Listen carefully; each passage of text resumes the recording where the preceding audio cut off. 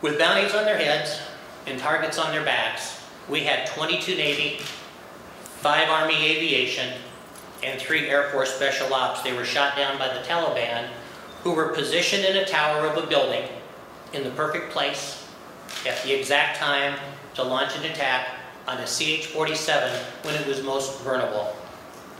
That's when it was landing. How can anybody justify putting our troops in that type of danger? Let me tell you something.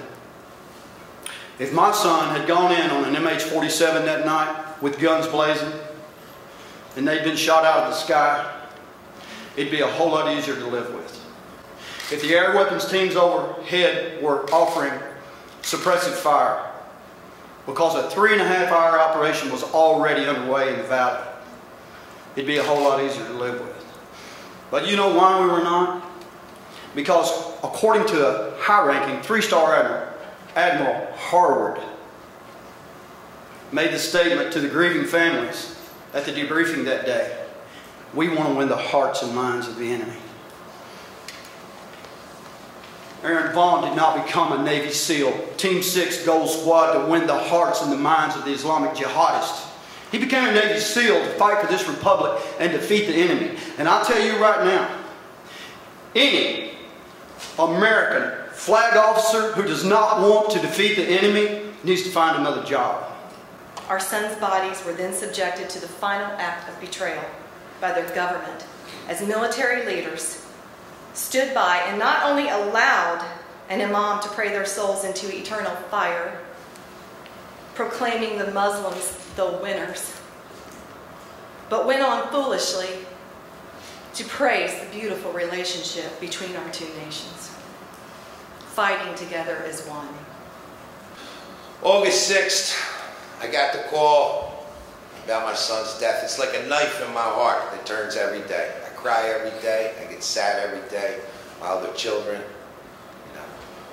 Michael's 25 years old. We print the disc out. It tells you everything. It was a setup.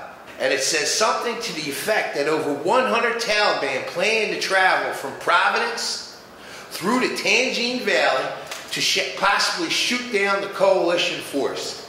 May 11th, 10 days after they killed bin Laden, the Taliban know who's coming in a Chinook helicopter. When the helicopter got shot down, it's in the paperwork. We didn't know what helicopter got shot. It took us 10 minutes.